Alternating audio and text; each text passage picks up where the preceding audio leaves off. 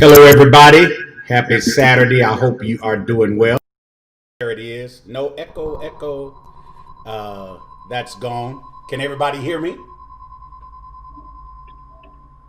Yep, got We're you clear. here. Welcome, everybody, to the revolution. Will not be televised, it will be streamed. I'm your host, RickyAllmon, along with my fellow hosts. We don't do co hosting here. We're hosting this together, Reverend StephenThurston, the inimitable Reverend Stephen Thurston. So, who is this conversation for? I heard you ask that. Let me answer it. It's for entrepreneurs, it's for consultants, it's for digital content creators, it's for pastors, it's for social media influencers, corporate executives, educators, and as Stephen likes to say, Lottie Dottie and everybody who wants to come to the party. But on a serious note, this show is designed for those who want to maximize their potential, mobilize their purpose, and multiply their productivity. We're so glad you're here today. So here's what we need you to do, especially if you're on Facebook. Go ahead, share this on your timeline. Tag 5 people that you know are high level producers. People that you know, whenever they get a dream in their life, something's going to be created for their life. Go ahead and tag them and say, this conversation sounds like you, and I want you to be a part of it. Go ahead and tag them now, at least 5 people. Start a watch party on your timeline. Also, if you're on YouTube, thank you all for hanging out with us. Go ahead and subscribe to this channel. Like this video now. Share it with somebody. I see my periscopes out there. I see Twitter land out there. Go ahead, share this everywhere. We're so glad that you're here, and we're getting ready to get into this conversation. Stephen, how you doing, man? I'm good, Rick. I'm still getting a little echo from your end, so you might want to make another adjustment I on will. that part. Let But me we figure good. out where it's coming from here. All right. I know you'll figure it out. But always excited to connect every Saturday morning as we seek to inspire, encourage, enlighten, empower, and spur somebody on the way they need to be. I'm excited, especially today. I've got two good friends um, who are just like beasts at what they do. And I just believe in surrounding myself with people that are smarter than me, better than me, sharpens me, and helps me to grow. And I've got two of those ladies first. Q Frasier, Quinetha Frasier. Listen, if you don't know her, today is the day that you get introduced to somebody who will radically change your life, especially if you're in the nonprofit space or the business space. Q, she's a speaker. I mean, only because of COVID is she in the United States of America right now. But international speaker, she's a funding it rain on your situation from all types of people. She literally knows everybody. Q, do you know? Yeah, I was just at lunch with them yesterday. Q knows them. She's a tech evangelist. So we've got a new term, Mark. We got a new designation in the ministry world. We've got a tech evangelist. She connects nonprofits in the tech space and gets you plugged in, up to date, and just she helps people to fund vision, fund dreams. So Q, we're excited to have you here. Thank you so much. And then second, I've got my brother from another mother, my Morehouse brother, fifth generation preacher. He's beat me there. I'm only 4 generations deep. He's 5 generations deep. He's a brand strategist. He's a marketing maven. He's the pastoral assistant at the Faith Covenant Church there in Decatur, Georgia, and the leader of the Young Leaders Conference. If you don't know about the Young Leaders Conference, you've been under a rock, you've been dead, and now it's time to get resurrected. Young Leaders Conference is an amazing piece where he galvanizes people from literally across the globe.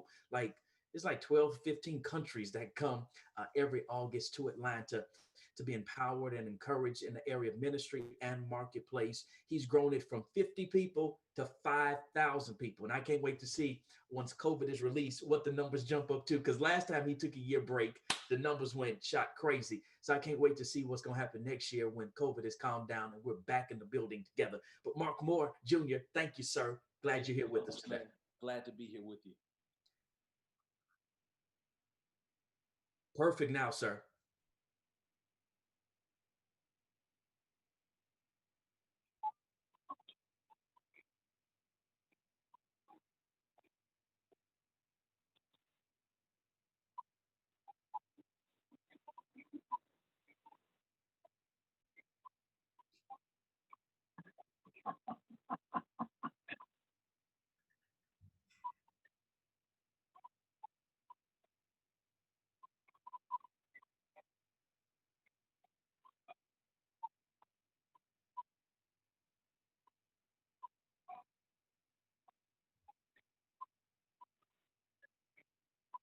Yes, sir.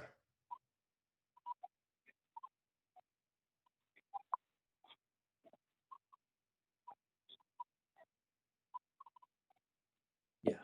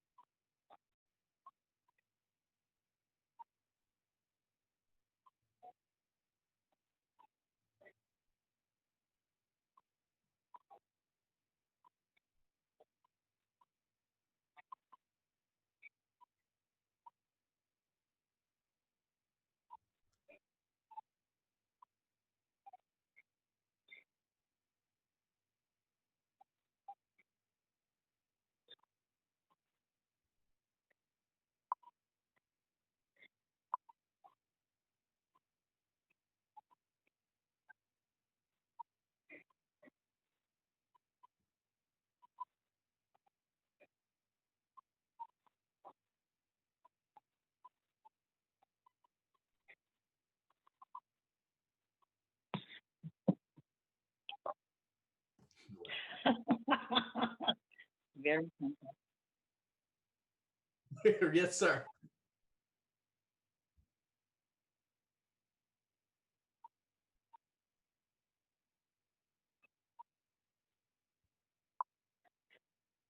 Yeah, your soft skills suck.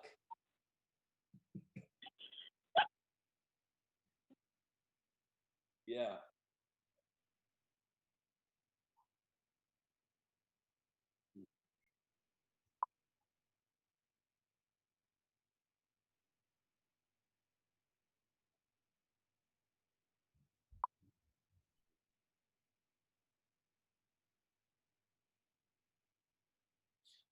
Let me first say again, thank you all so much for letting me be a part. But dealing with the importance of our personal character, personal brand in the context of profitable partnerships, I do not think that the importance of that can be exaggerated.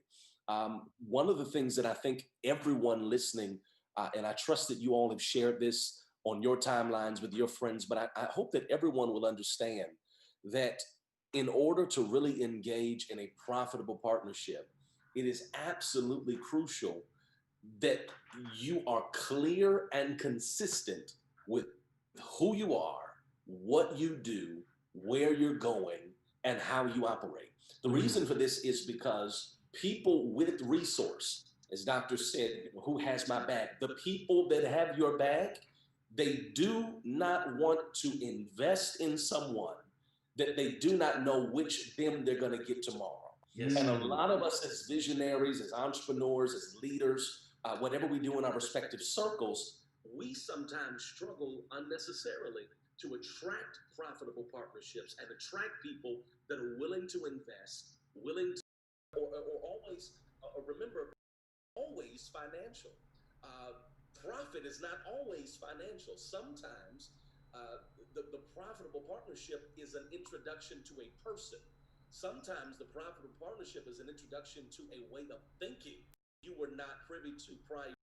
And it's so crucial that we remember sometimes we're closing doors and cutting off streams and avenues unnecessarily because they don't know which us they're going to get on what day. They follow us on social media, and 1 minute we're God's man of faith and power, we're God's woman of just faith and anointing, and then the next minute your whole world is falling apart. You've given us all of your relationship drama. Wow. You're asking me for money, and then the next minute you're in an entanglement and crying on Facebook about it, and we don't know. I don't want to put my resource where there seems to be instability.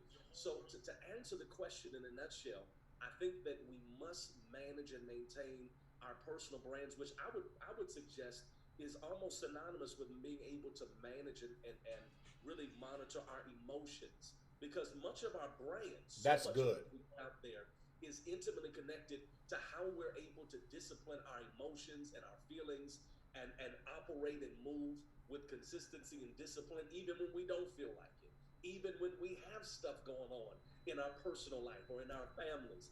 It's important that we are consistent. Profit and investment follows consistency. They need to know who you are, They need to know if I invest, whether it be time, wisdom, money, whatever it is, if I invested in this in them today, I have a confidence that they're going to be the same person tomorrow. They'll be the same person the day after that. From an integrity standpoint, they're going to grow.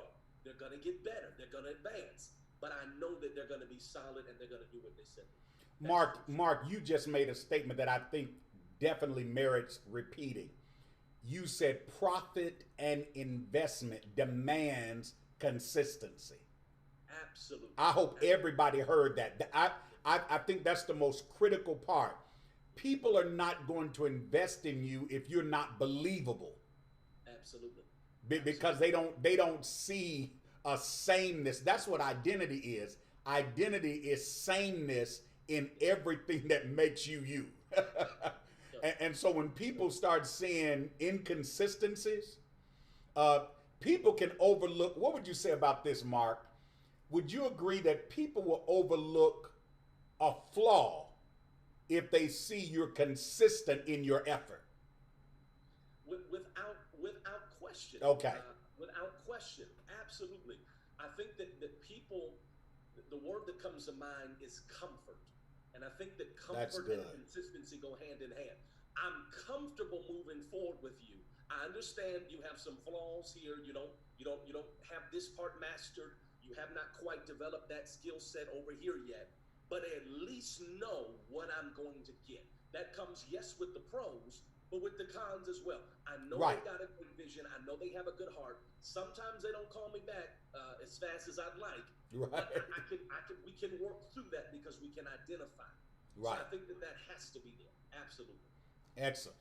Quinetha, add to this conversation. Let's expand this narrative here on the importance of character, the importance of identity, and what are some of the things you look for? Because not only do you have a sustainable and successful brand, but you're very intentional with partnering with other brands that are doing good and making an impact. So let's make it personal. What is it that you look for in another brand? That's a great point. And Dr. Allmon, I will say Mark hit the nail on the head. And when I was a little girl, I'm from a little place down in Charleston and the Sea Islands. And my great-grandmother used to say, manners will take you further than a dollar bill will. And I have proven that to be true, being an entrepreneur for the last 20 years. But Mark said, when you know the heart of a person, then it's easier to build expectations, but also to navigate a relationship with someone whose heart you trust in.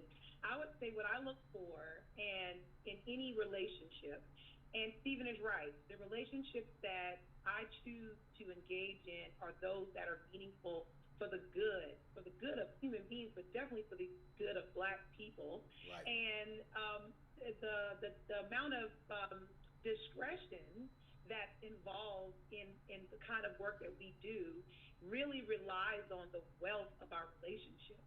So for us, it's, especially for those of your listeners that are leaders in specific places, you have an obligation to lead people somewhere.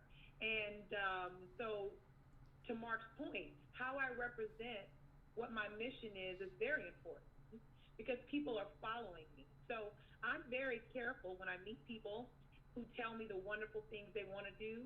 I listen, and I'm always excited and Thurston to tell you, I'll jump right on top of it and pour more positivity and how you can get it done. But I also wait to see what you're willing to do, because in order to create a relationship that's valuable, that's the one we want to invest in, you've got to produce results. Yes. And it doesn't take a long time to see whether a person will produce results in a relationship. You can discern that very quickly. Yeah. So that's a major, for me, after I've established the love fest that we're all in this work together, then I'm looking for, what are we doing? I mean, that's literally what guides my heart and those types of Q, what are some of the elements you look at? Because Mark spoke to this too about that consistency. What are some of those intrinsic qualities that let you know this person is like, we're on the same page? They're not an opportunist. that's just trying to get there, take the whole bag and run with it. I'm glad you said that word. Because you know what? When you do good, good follows you. And I tend to listen to people about what comes out of their mouth, but also the things and the people that are around them. Because that's good. If you're good, you are around a ton of good people, and those people are trying to, either grow your space or you're helping to grow their space. So it becomes very evident the kind of person you're dealing with after about two or three conversations or meetings. So to your point, Doc, when I think about, who, and let me be clear, my work is my life. So it's not like I have a job, and I know Mark was talking about that. We are the type of what I call social businesses or social entrepreneurs, or, I said we're doing God's work. So we have another level of responsibility, right, and visibility that other people may not have. But in that specifically, what God has given us is wealth through our relationship. And so the discretion that I give is from a place of, we're not going to mess up the whole situation that we're working on in life because you trying to be on Facebook and have a, opportunity to get followers. So for me, it's about the heart of the person and understanding what we want to accomplish together. One of the things in my business life, and I'm just going to mention this, that's important, even when negotiating on behalf of a community or a nonprofit or even an investor with a bank or a corporate person who feels like they have the power in the relationship, and I've got to, even in that instance, guess what? I have the opportunity to show the consistency of what I've been able to produce so that we come to an equal place of understanding, even in engaging in a new. So my point is, I also come with a place, I encourage relationships built on equal power between two people. With corporate relationships, I'm not a little nonprofit in downtown Charleston talking to a big bank. I have something that's valuable to you, you have something that's valuable to me. So even in, looking at relationships, I look at it from that way too. Can we be beneficial to each other? That's good. That's a great point, Q. I remember when I moved to Atlanta for Morehouse, and it was time for me to move off campus. I moved into a neighborhood called Buckhead, and I was able to meet some of my neighbors, and some of them extremely wealthy people, power players. And there's something that I noticed about them that I didn't necessarily notice about people of other economic tax brackets. They would always end the conversation, even if it was a new relationship. Stephen, how can I serve you? Mm-hmm. How can I help you? How can I help you? How can I serve you? And I'm like, look, you got like more money than I will probably ever have in life. I should be the one saying opposite. And I think this drives to a point that Mark made. Everything as it relates to profit and productivity is not a dollar sign connected to it. No. Some of the profit comes from the connection, from the relationship. And Mark, we've got some people on here that keep missing out on money, keep missing out on opportunity. Can you dive into and dissect that piece a little bit more? Please do. Because Steve, Mark, before you get into that, we really need you to lean in on this for us, Mark, because I feel like this understanding of having a posture for serving goes into the art of living and leading. And for for these last couple of generations, I think we've missed that. When we deal with millennials and mosaics particularly, we've got to understand that the art of living and the art of leading is not running in to get the bag, not showing your hand first. I'm here for the bag. No, you're here to put your hands to something that's going to make something better for somebody else. So Mark, please speak to this. Let's jump into it right here. I think we need to remember that you get the bag when you meet a need. Hold on. Break it down. I had to put our horn on that. Now I need you to say it. The Wi-Fi was going out. What's happening? No. This is your first time on. You've been initiated. This is your hazing process, Mark, on the Revolution Show. But make that statement one more time, please. Please hear me clearly, everyone that's listening. We must embrace the truth that the proverbial bag follows and it is attracted to and it belongs to the one that meets a need. Yes. That's a business truth, brother. That's a truth in business, what you're saying. Yes, that is true every day when money is exchanged for investments in new startups. They're investing in a solution that is quantified. I love what you're saying. Absolutely. I will give you money. I will give you time, wisdom, advice, introduce you to the right people as long as there is a need that is being met. And so part of the problem that I think we cannot escape is that our generation, and I hate to come across as one that, would speak down or demonize, our peers, but we are living in a more selfish era than previous generations. We were raised by people. If you didn't have no sugar, go next door. Right. Knock on the door. My mama said, "Can we?" But absolutely, we were community minded. We come from people that came from an era where anybody could whip you. You understand? That's not my reality. Exactly. But come from people. You understand what I'm saying? Yes, sir. At school, you're gonna get in trouble at school. If so-and-so sees you, now you know good well. What was it? It was community. We have now come to the most selfish, me-centric era generation. Our devices, our platforms, our social media pages has caused us to think that the world revolves around us. Right. And so the mistake we make in business then or in partnership is we enter these relationships with our hand out. What can you do for me? What can you do for me? I need money for this. You have money. Therefore, you must give me your money. No, it doesn't work like that. We have to be focused on demonstrating how, in fact, we can provide value for the person that we're expecting or desiring to share the bag with us, as well as how we can provide value for the greater good in the culture at large. I'm going to say this, and I want to get off of it, but no, you don't have. Please don't get off of it. No, keep going. I'm gonna put my weight on it. You can tarry. No, I'm gonna tarry it. I'm gonna tarry. Yes, sir. I think that it's so fitting, and I'm so grateful to be a part of this conversation. But this is the perfect topic for today, in my opinion, for me to be on with you guys. Q is my new sister. Cannot wait to connect when this is over, because I do have a vision that I need you to reign on. So I want to know, how can I serve you? How can I serve you? We're gonna demonstrate. What can I do for you? Okay? Right. Dr. Allmon, we were talking before. He and our families have a deep history, but I'm most familiar with Pastor Thurston because of just how we cross paths, and I think that this is the perfect subject for me to be on here about, because he literally, our connection demonstrates what he's been saying, what Dr. Allmon's been saying, what Q's been saying, what I've been trying to say. He and I demonstrate that. We connected, as he stated, we're both Morehouse men, but he graduated. We didn't meet at Morehouse. Wow. We never crossed paths. He graduated. He's a few years older than I am. He graduated before I got there. I think I was coming in as he was going out, somewhere in there. And so we never had class together. We never crossed paths. But, ministry world is a small world.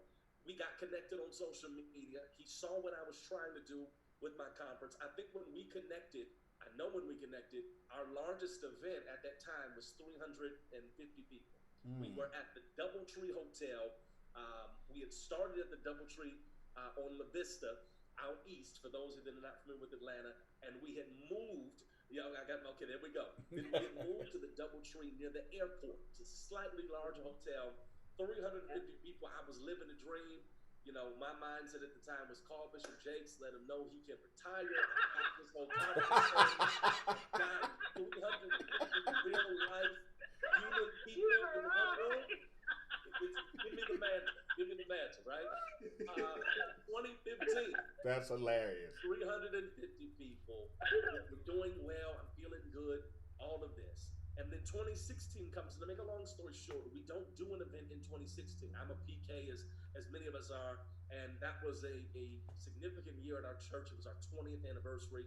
I made the decision to focus on making the church's year great and putting my stuff on the back burner.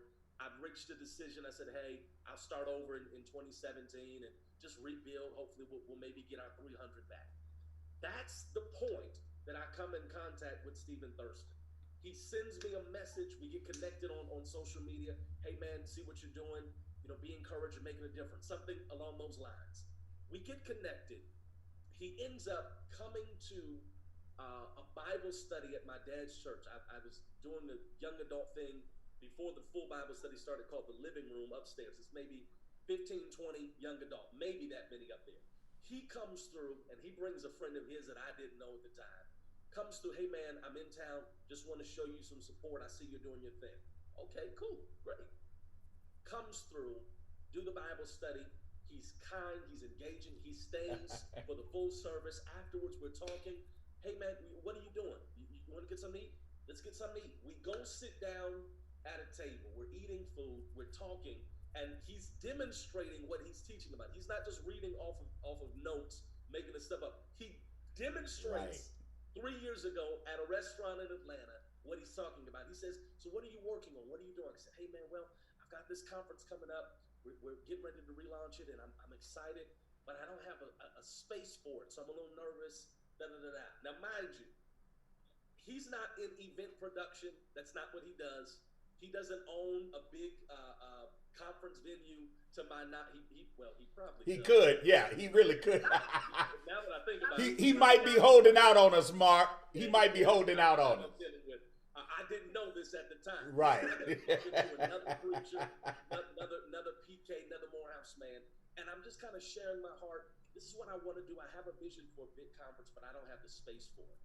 He immediately at the table, the gentleman that he's brought with him, they immediately go into, we can fix that mode. Now keep in mind, I haven't seen an invoice. I haven't seen here's my price sheet. They haven't given me any of that. He's at the table. They said, well, look, let me make a call. I know the director at the Georgia International Convention Center. Let me make a call. What? Long story short, fast forward, I have 350 people in 2015. We do nothing in 2016. We come back in 2017. And because of his willingness to help me. Wow. All right. His willingness to help me. We go from 350 people in 15 to 1,500 people in 17. And we have the convention center as our home. They've been with us since then. The only way I got in the door, though, was StephenThurston and the relationships that come from him, Kervance Ross, who became a brother, has become a brother, and so forth and so on. Those relationships became my relationships. And now I've been able to walk in my purpose as a result of him saying, what can I do for you? Now, let me be clear for those that are listening. He did not do that because, I'm going to help Mark, and he's going to let me speak at his event. At the time, I had 350 people at my largest things. This was not a come up for him. This was not he served more people than that. Right. All the time. This was not I'm going to help Mark and then I'm going to make it. He was already on. All right. This was simply, this is a young black man with a vision. I think he's got some potential. Let me put some help behind that. Now, since then, he's been a staple. He speaks every year. He's going to keep speaking every year, so forth and so on. But he didn't do it for a platform. This is so good. He helped me because he felt that helping me could help more people. That's it. You guys understand what I'm saying? So as a result of that, I would like to think that there are some new relationships that have come into his world as a result of being connected to that he's been able to benefit from, glean from, grow from, But the reason we're here is because he, with no motive, with no agenda, now I'm going to help you. You got to put my name on the conference. Now it's the StephenThurston conference. No agenda. He didn't come with any of that. How can I help you? This is what you're doing. I know someone that can do that. And so now, from 350 people at the first conference, we did retreats before that. The first conference, 350 to 5,000 in 2019. Much of that trajectory points its way back and weaves its way back to him coming to a Bible study at my dad's church. Wow. Asking me what I'm working on and being willing to say, let me make a call. How Wow. can I help you? Mind blowing. 5,000 people later, a convention center later. Now, this year, COVID, it's COVID, but we were scheduled to go into the brand new arena, which is on the same property as the convention center, same management, same ownership. I have that relationship because he asked me, what can I do to help? What else needs to be said? So Mark Moore just gave you an entire ebook in audio and video. Literally. I'm not joking. His Cash App is $Explore YLC. I'm not joking, because here's what you got to. First of all, Mark, I ditto everything that you just said with a million exclamation marks, because that's true of my connection to Stephen. He is an anomaly of anomalies. He's the antithesis of what you expect preachers to be, and all three of us are PKs, multi-generational PKs. The doctors and the bishop's children. We all have fathers and grandfathers who serve people selflessly. But unfortunately, all of us started very young. We've been in different circles where we've observed people who understood serving, but they didn't understand the object of the serving. Some of them were self-serving. Oh man, it's so prevalent. Right. I don't want to dwell here, but I must say, I've had other people that have come, not when we were little. I've had people that came on board when they saw the 3,000, Mm-hmm. the 5,000, and they came with this thing of, oh my God, I want to help you. I believe in what you're doing. We're family. And because I know what family looks like, okay, great.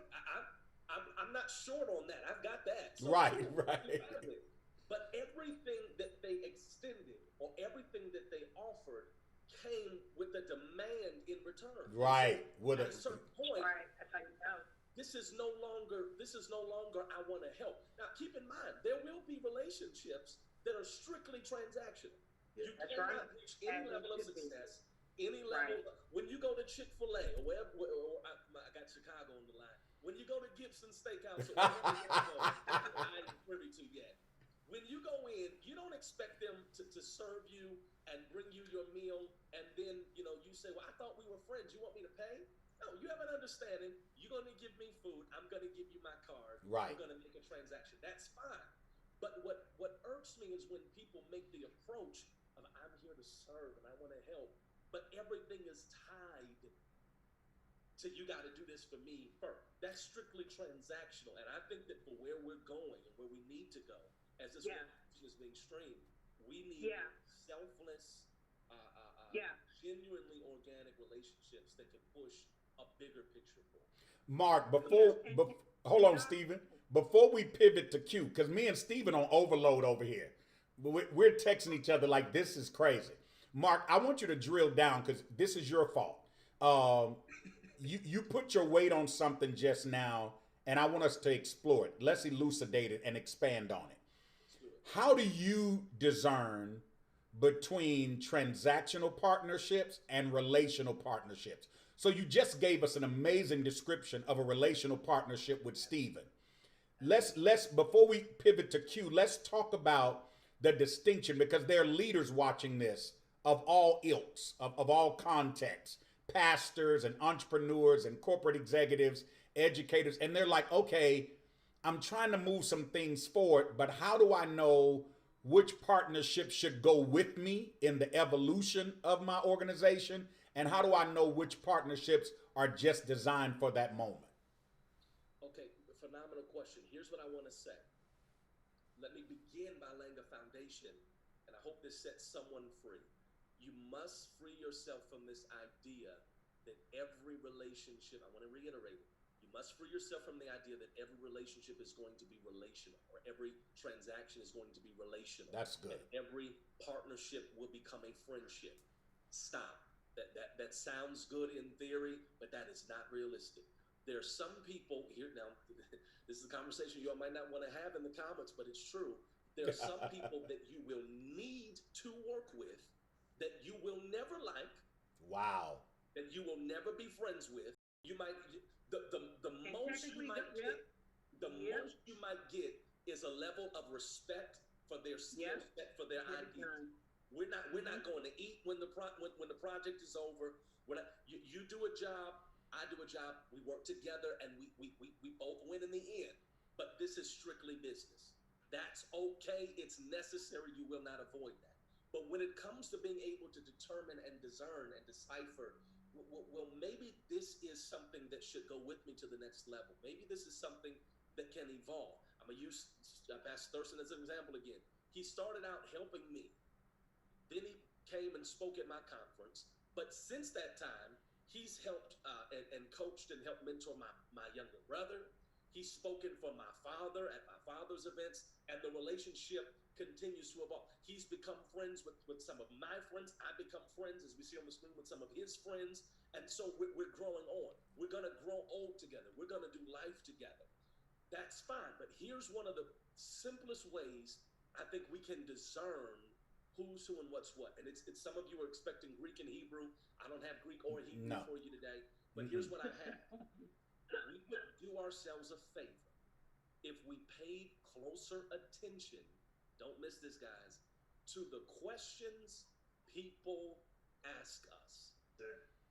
You can apply this. This isn't mere moments. I know this isn't, a singles or relationship thing. You can apply this principle to every sphere of relationship. You can discern where someone is and what they think about you, in large part by simply monitoring and evaluating the questions that they ask.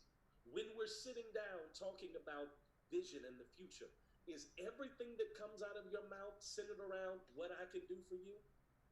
Is everything that comes out of you, now that's important. That's not always a red flag. You have to know and get to know each other and see where there's synergy and overlap.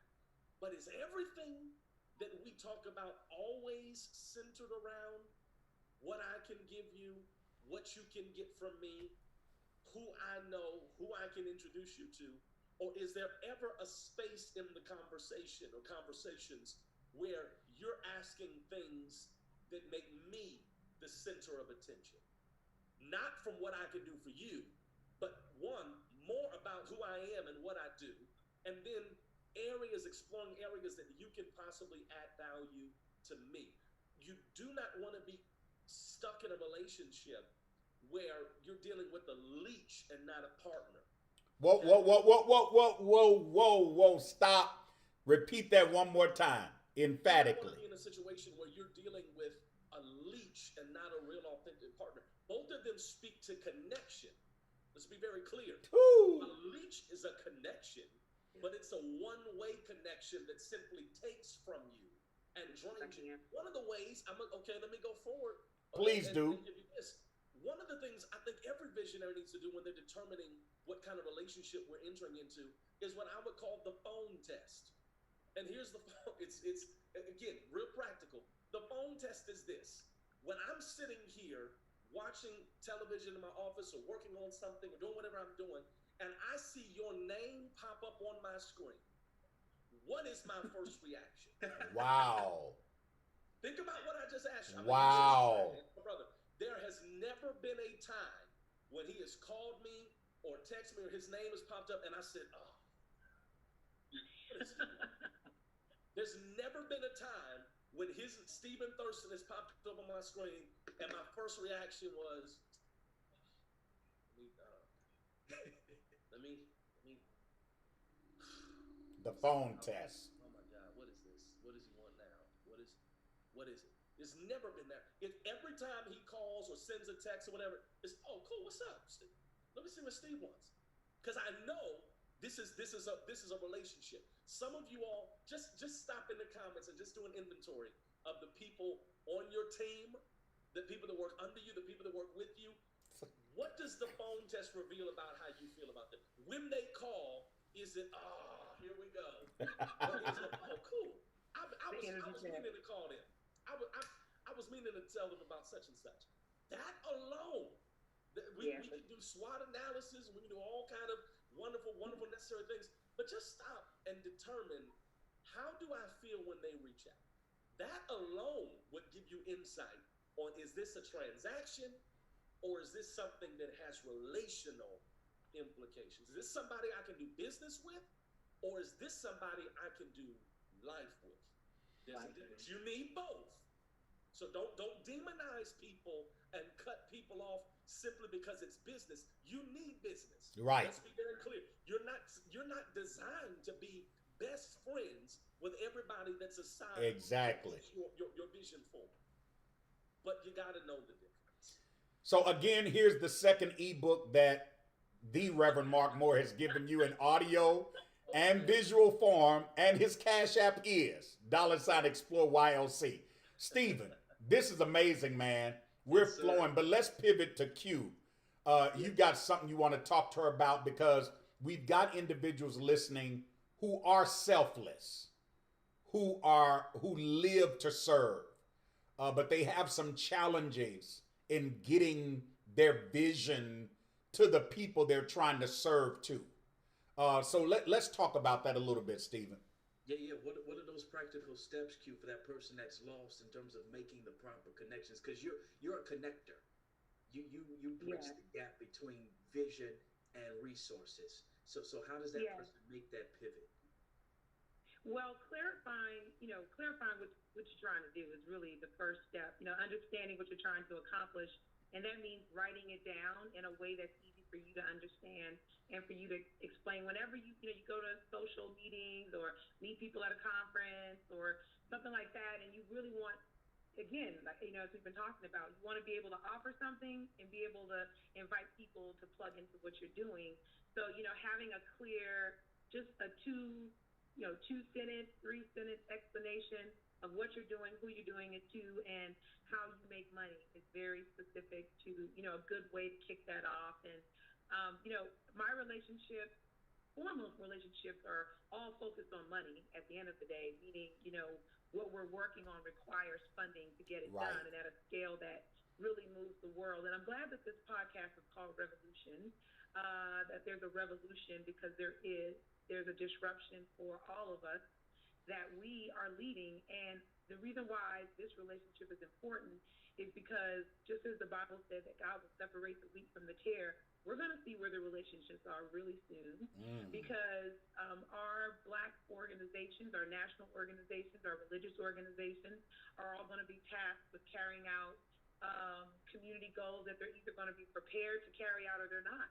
And so that's going to require those of us that have relationships to pull people together to get shit done that needs to happen in our community. So I'm really looking forward to another conversation, Doc, specifically around how these partnerships can really leverage the money that our community needs to move the economic needle, because they've not been moving pre-COVID. They've not been moving pre-civil unrest.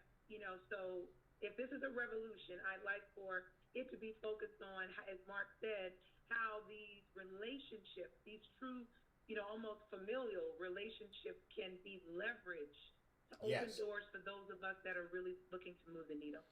First of all, consider that conversation done. Yeah.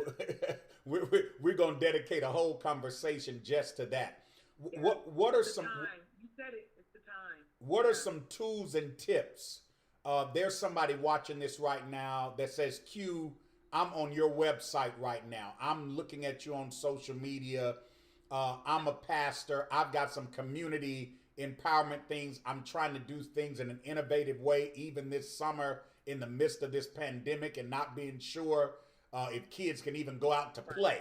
But I just don't know who to call to make this vision sustainable.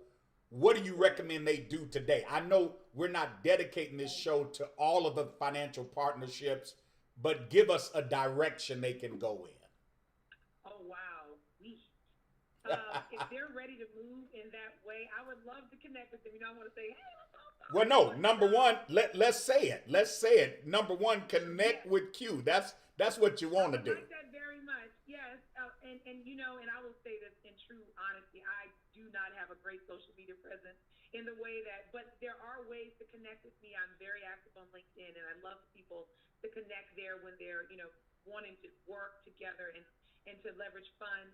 And also for those people in local small communities, good old fashioned, start a thread on WhatsApp or start a thread on, on Instagram where other like-minded people want to get together on, something specific. And that excites me, Doc. So thank you for asking that. But definitely, I'm at the quebrand, and Thurston knows if I'm on Instagram, I'm there to talk, and same thing in LinkedIn.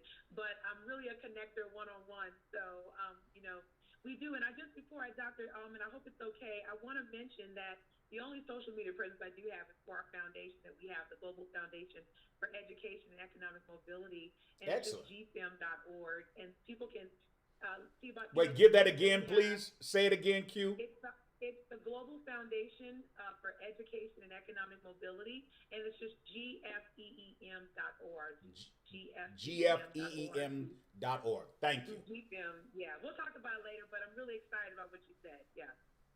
Yeah, so both of you all are focused on social entrepreneurship. Yes. Doing good.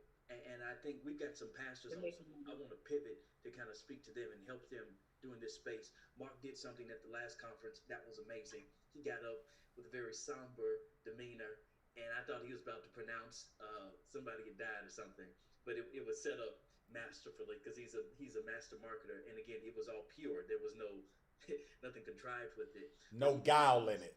Say how the Young Leaders Conference was about to had paid off $1 million in medical debt for people who could not afford it. It was at that moment. I already had my offering filled out for the night.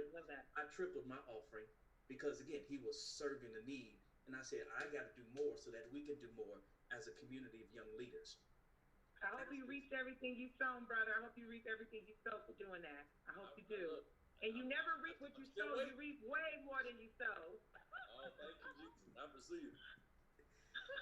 So if both of you all could speak to those pieces, I think that's crucial and critical in the times we're in, where the church needs to make its presence known in very tangible ways in people's lives, and bring y'all the tithes into the storehouse ain't getting it, because as a younger person, I'm looking at where's my money going when I give it. Yes. And so it's time for the church to sow the seed. It's our turn. It's our turn to sow the seeds back into our kids and our communities and our youth. We've already sown the seeds in the institution, so it's time for the institution to sow the seeds back into the people. Yeah. Mark, speak to that, man. Q's already given her. I'm good. I echo what she says. We're shifting. The world is shifting. Society is shifting. Culture is shifting. So therefore, the church is shifting.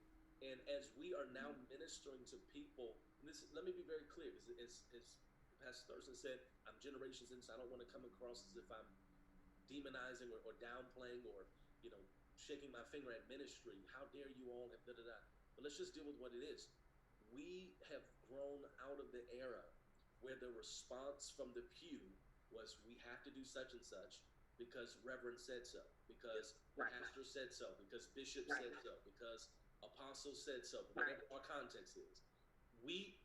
There was a time when, because of where society was, because of where education was, and so forth and so on, there was more of a, how do I say this right? There was an attitude and an atmosphere of, we do as we're told, in a certain sense. Right. We ask a lot of questions because we respect this institution. Right. We now, however, in 2020, we're now ministering to and leading and pastoring people that have, in some cases, 2 and 3, sometimes more degrees. People that have been raised in a context of ask questions. Mm-hmm.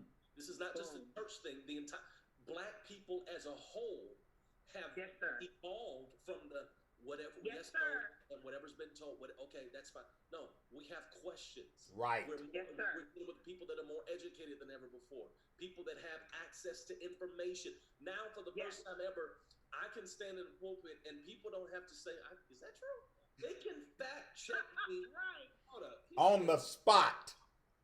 Wait, what? That is not. They can fact check me instantly. Okay? Mark, this is a true story.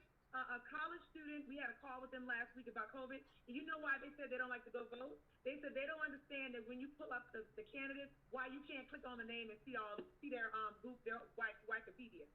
Think about how silly that is. Wow. They're like, why am I going to the poll and I can't get any information when I click the screen? But we don't even think that's how they're thinking. To your point, like, give me something else. Like, you know, I can read. I got the Bible app right here. Yeah. Exactly. So with that being said, because the people that we're leading Wow. are more involved and invested and have more questions, and it's not just blind buy-in. I think that it's important that we have to, dare I say, justify some of the things that we request. Yes. That you started saying. Not to say that it's wrong, and certainly not suggesting that it's wrong for the church to raise money and raise funds, because if we're going to have programs and if we're going to meet needs, it requires money to do that. So I get that, but we do have to be prepared to at least point and say, hey, this is what you are a part of. When we ask you, hey, we need X number of people, we want to raise $100,000 or $500,000 or $1 million or $500, whatever the context is. We want to raise this above our normal ABC 1, 2, 3. Okay, cool, Pastor, but why? Because we're trying to build a such and such. We're trying to institute a food pantry. We're trying to do a whatever. People will give, and this is what I'm learning, you know, with my events. People are willing to give if they see the why and not just the what. The what is give me some money. The why is give me some money because we're paying off millions of dollars worth of medical debt. Right. We're building wells in Africa. We're instituting food programs. We're sending children to whatever it is that we're doing.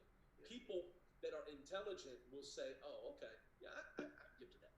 I'll tell you this. And Stephen was there, and I can tell this story. This is safe space. Okay. Yes. I had a situation at one of my conferences. Which one? You know, amen. I had a situation though where we almost went completely under.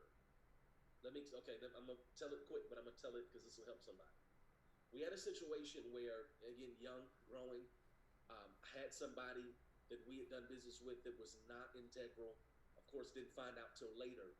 But the day before the conference was to start, we learned that $70,000 was missing. Okay? Wow. Lady that was in charge of our fundraising, our sponsorships, rather, our corporate sponsorships, she had done some side things and she had redone the deal with the hotels, and it was a mess. And I'm left $70,000 in the hole going in. Now, mind you, I don't have sons and daughters and jurisdictions and councils. You know what I mean? We're all grassroots. You know, I don't have You got the whole budget. Got the whole budget, brother. I don't have tithers. This is all grassroots organic. I got the budget. Come on, there we go. Everything at this juncture was, we need you to register. We need people to give. We need you to look at our track record. We've got a good record. We do what we say we're going to do. Help us. So 70,000 going in is devastating for us. So I'm in a situation where, and I don't like to be here, my dream is to be able to host the conference, and on the first day I can sign everybody's check and give it to them before we raise an offering, before anybody makes it, everything is good. That's how we like to try to operate. But this was not a reality for us at that point. I'm in trouble. I'm stressed out. I'm not sleeping. I'm literally sick to my stomach. And here's what happens. On the first night, I had a well-meaning person, influential person. They said, let me raise the offering for you tonight. I'm going to get us where we need to go. So I'm like, wow, this is a gift from, wow, this is great. You've got a mega ministry. Surely you're going to get us where we need to go. Sure, do it. First night of the conference. Phenomenal person, meant no harm. Let me be very clear. This is not to make them look bad, but I need you to see the difference in generations and why we explain the things the way we do. They get up. There are 3,000, well, there are thousands of people in the room. They make the approach of, here it is. Tell me when you hear it. God told me. Let's start there. I'm already. This is already. Oh God. Lying under the seat. God told me there are 3 people that need to sow right now a seed of $333. Oh my God. With the sound effect you just gave.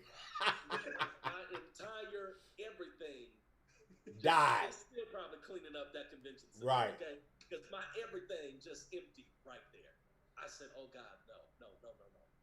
Immediately, let me tell you what happened.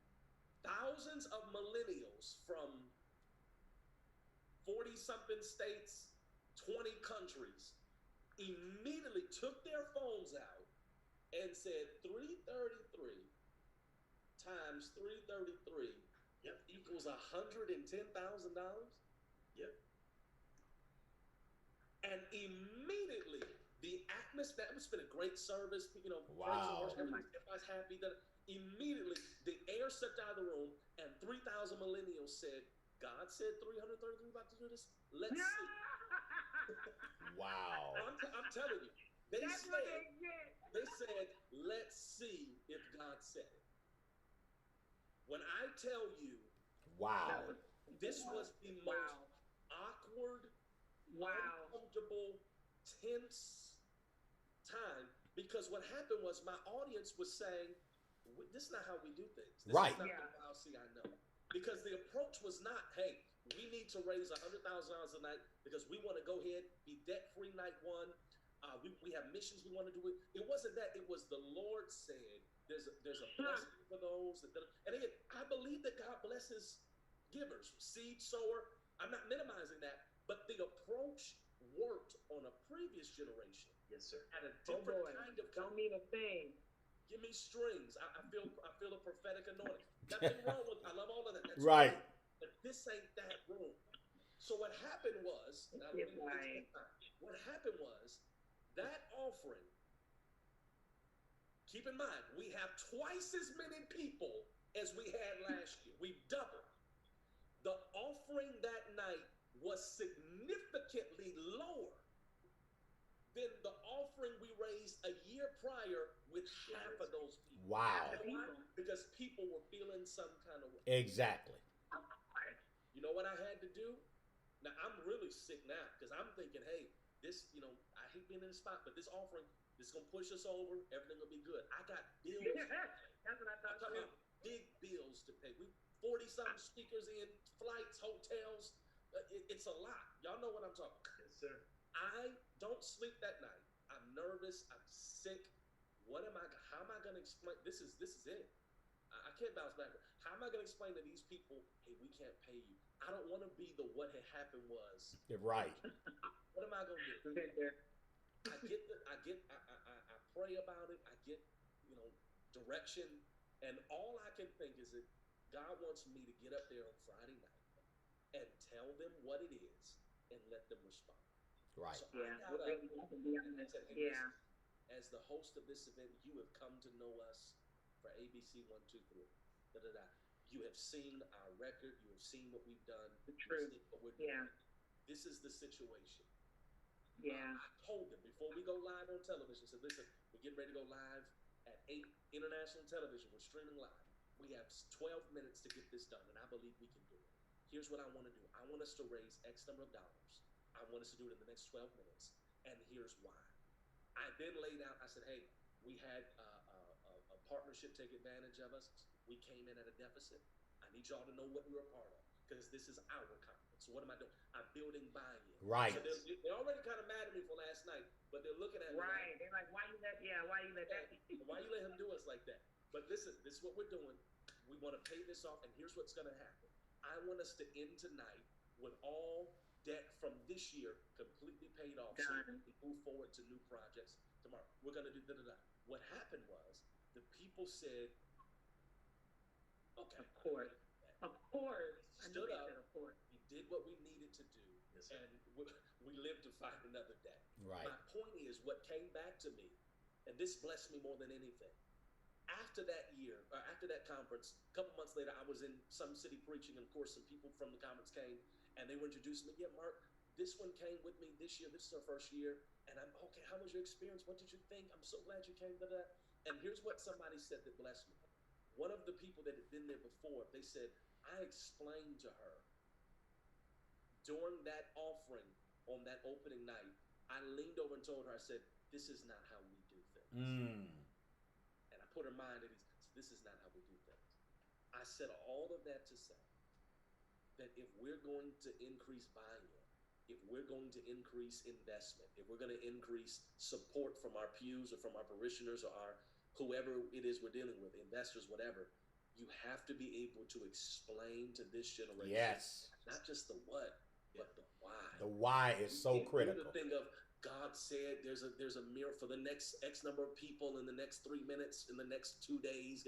That works some places, but if you try to get millennials of a certain ilk and a certain mindset and a certain status, not demonizing or downplaying anybody, but it is what it is. If you want upwardly mobile, business-minded, entrepreneurial people with resources, they come, but they come with questions. Yes, sir. And that's the most important question in leadership. I often say this to leaders, the most important question in leadership before you try to establish a mission so that you can execute vision is ask yourself, why are we doing this? That's it. Because this generation, that's what they're looking for. Thank you so much, Mark. That was excellent. Q, I know you got to go. Tell the people where they can find you, where they can connect with you. Yes, please connect with me on LinkedIn, Quinetha Frasier, and I do respond to my messages slowly. Also, please reach out on Instagram at quebrand, and I really am interested in getting as many people as possible to let us know what they're doing in their local community to increase outcomes for people of color, especially in the South. So thank you so much, Dr. Allmon, Thurston, and Brother Mark. I know we have many serving days together, so I'm looking forward to it. Yes, don't leave us yet, Q. We're about to go off together, so give us a couple of seconds. But Mark, tell people how they can connect with you, what you have going on in the virtual space. I know you say you're not doing young leaders this year physically, but talk about what you got going in virtual space and what you see happening through your movement for the future. Yeah, again, thank you both for allowing me to come on and introducing me to my new sister, Q. But while we're not doing YLC in the physical sense this year, what we have done, and I literally released it this week, I said this would be the perfect time for people to strategize and get ready for post-pandemic success. When conferences and events and gatherings come back, this is the time. You don't prepare for war in the time of war. You prepare for war in the time of peace. Right. And so we just released our complete conference hosting and management planning system that's going to help you increase your attendance, multiply your profits, and streamline your systems. It is literally everything we used, 70 plus pages, emails, documents, guidelines, protocols, hotel negotiation scripts, everything you need to host a successful event. We put it together in one place, and we call it Conference in a Click. And so you can go get that now at conferenceinaClick.com. And we promise that it'll help you grow and advance and expand the reach of your events and help you develop your team. And this is the time to be working on that. So that's what they can do to get what we have right now. And of course, follow me on Instagram at MMooreJr, as you see it on the screen. And we're just excited. We're excited. ConferenceinaClick.com. Go there now, visit it. Thank you both for honoring us with your intellect, with your insight. Thank you for giving us practical tools that we can use to be more effective and maximize our productivity. Stephen, you've got something exciting, man. I'm honored to have you as my host, as my co-laborer. You know, that's what the church say, the co-laborer. But no, man, we doing the doggone thing. And what a joy to have a genius and a generous spirit like you to be in partnership with me in this effort. Yes, indeed. You've got something happening called Mirror Moments Movement. And I want you to talk about that. You just launched something this week. I was watching your live. You were in the backyard somewhere swatting at flies. I don't know what you were doing. But looked like you got about 100 acres out there. So his Cash App is right there because he gonna need some support for all this land. But my brother is rich in houses and land. Yeah. So Stephen, people literally couldn't get in on Tuesday night to try to be a part of that conversation. Talk about what's getting ready to happen. I think it's on the 14th, right? Yes, on Tuesday the 14th, we're dropping and opening the doors to the Mirror Moment Movement. That's a subscription platform where you can get all of my content, relationship, and leadership. You'll get power packs on a monthly basis comprised of an ebook every month, weekly emails that motivate you, encourage you, and inspire you. You get an assessment or an assignment, as well as a video lesson. All of that for $30 a month for leadership or relationship. And that door opens on Tuesday. What do they need to do to access it? Just go to your website? StephenThurston.com. There'll be a link there. It says the Mirror Moment Movement, and you'll be able to get right in clicking that link. Connect to that. He's got so many resources. He's got a couple of books that are out there, ebooks that are there. So you want to connect to everything. This has been amazing today. And then y'all got to check out Ricky Thursday nights at 8:30 p.m. He comes on with Leadership After Dark. Go to his website, RickyAllmon.org. He's got ebooks and a plethora of information there that'll help you individually as well as corporately. If your church or your nonprofit or your business needs some strategic planning, Ricky Allmon is the fellow for you. And Mark, while we're here, let me bless somebody. However you want to set it up, if you want to go live later for the conference in a click, let me bless somebody with one of the packages. So we'll get offline. We'll talk about it. Wow. Very nice. Wow, thank you for that. This is what it's about. Thank you all. Thank everybody for joining us for the Revolution. Will not be televised. It will be streamed. We're here every Saturday at 11:30 a.m. We'll holler. See you later.